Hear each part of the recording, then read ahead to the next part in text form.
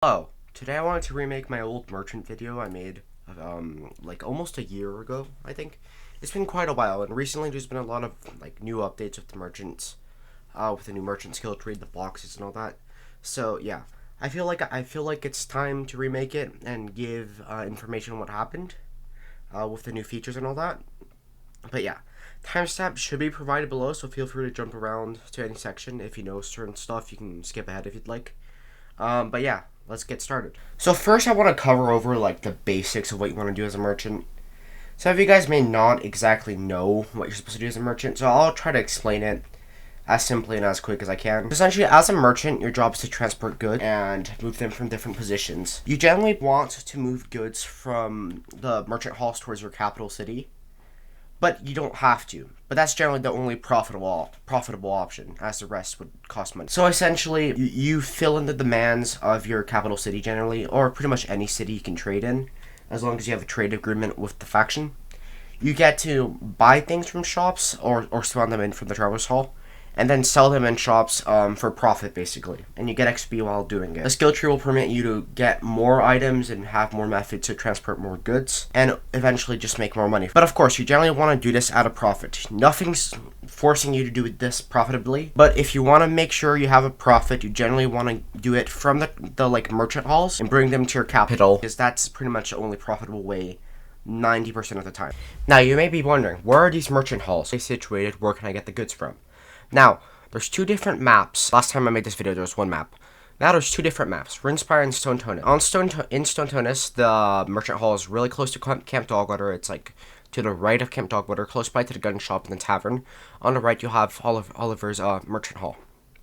That's the only hall of the entire Stone Tonus map, and you will be fighting other merchants to get the resources there. In Ruinspire, the situation is a bit more complicated, as there are not one, but two merchants. There's one merchant hall close to Traveler's Hall, and then there's one merchant hall to the left of that, close to the quarry, basically. So they're all three of the merchant halls are situated towards the center of their respective maps, which is why controlling the central territories is pretty much crucial if you want to ensure a victory in Empire Clash, as your merchants require safe passage to central territories to gain the resources.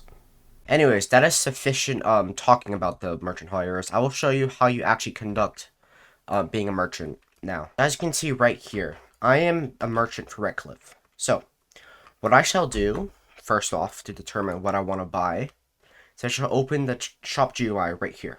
So I shall open it and click City Square, as that's our main city.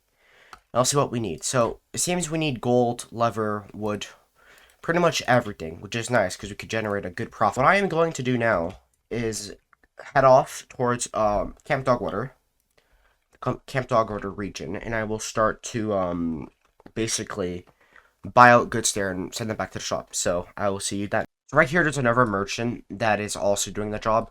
So he may impede on my ability to conduct trade, because there's a certain amount of set resources that spawn in from the merchant hall. So I have competition is what I'm trying to say. So that guy isn't, he's gonna be competing with me for the resources. All right, so we have arrived at the merchant hall right here.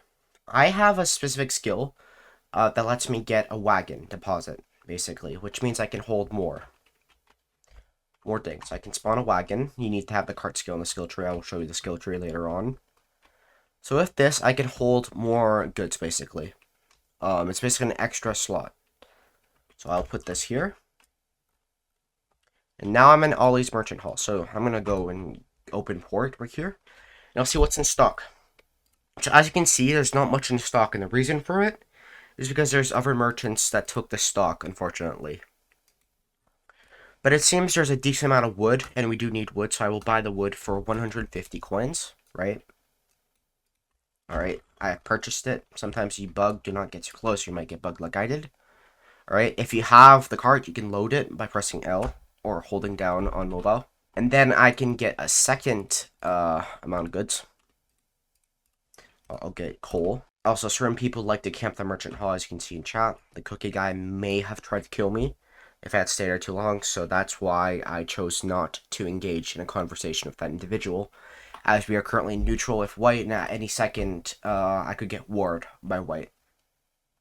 Alright, so now as I approach City Square, I'm going to quickly open the shops menu and look at what needs what in our capital. Seems firearms needs a lot of wood, so I'll first stop over there and drop off my wood. Again, note there's a certain supply and demand system, so you do not want to sell past a certain amount. You don't want to sell past 75 wood, 10 gold, 30 coal, 30 iron, and 10 leather. You do not wish to sell past that, or else you will lose money. So anyways, now I have grabbed the box. This one is the one with the coal. You can see right here, bottom right. I am not certain if this shop needs coal or not. I didn't check. And no, it does not need coal. So, I shall grab the other box. I shall load this box. And I shall rotate them. And now I shall grab this box, which is the one with the wood. And now, with the wood, I can click on the box right here and sell 50 wood, right? And boom, that's a massive profit. I bought the wood for 150, and I just made basically 600 coins from profit right there, just by transporting wood, which is pretty decent. Like, it's not that bad, I'm not gonna lie. I could grab this other box, which is the coal. The firearm shop does not need coal. It's actually overloaded in coal, so I can go look for another shop really quick. I guess I'll go for the sword shop, even if it's not that useful, because, yeah. But, yeah, so I'm going to the coal shop. 5 coal in stock, which means I can sell 25 coal. And boom, another massive profit. But yeah, that's essentially how the supply and demand system works in Empire Clash. You should fill the demands of the shops, the respective shops, and essentially you can generate a profit. You could also, though, with a box, assuming you get a box, you could also buy stuff from shop. For example, in this shop, I could buy, well, since there's 26 past the surplus, well, the game doesn't let you do it that much, but I could buy 26. Well, I can't buy that much. 13, what about 10? There you go. I bought 10 coal from that shop at a discount because the shop's overloaded in coal. Which means now I can transfer this coal to some place that requires it more, which is a tool shop. There you go.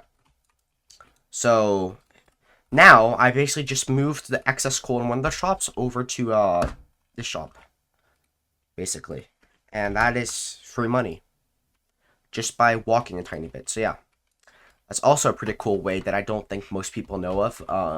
It's a pretty nice trick in which you can transfer things. And yeah, this applies to every single building you have a trade agreement with or that you own. The supply and demand system applies. You can buy it, you can trade it, you can move it. And yeah, it's a pretty cool supply and demand system. It's pretty good. There's certain skills that make it easier, obviously, as you level up. Obviously, one of the best ones you can have is the cart thing, because you get to hold so much more. But yeah, it's generally a pretty good class, pretty good economic setup, and yeah, I want to quickly cover over the merchant skill tree.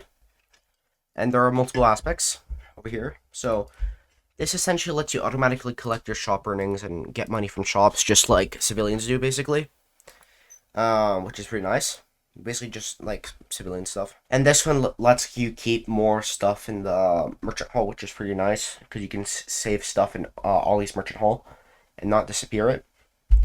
Over here lets you show you the boxes that have been dropped. This gives you a resource refund when you die, basically. And over here, these are the push cart things. You can upgrade your push cart. All this is for upgrading your push cart and different stuff. This is for getting more resources donated when you go to the capital. This lets you make a market stall, which is actually pretty nice, and I'll show you the market stall in a second.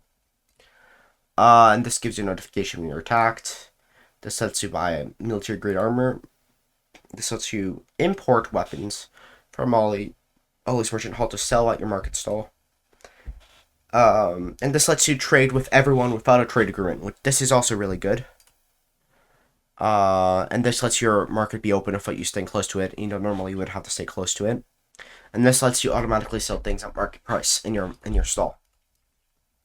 So anyways, before we end the video, I'd actually want to show you the market stall, which I've seen people use a lot less now compared to back in the day. So I'll show you this really quick, because it's actually a pretty cool thing, and it's unfortunate most people don't use it that much.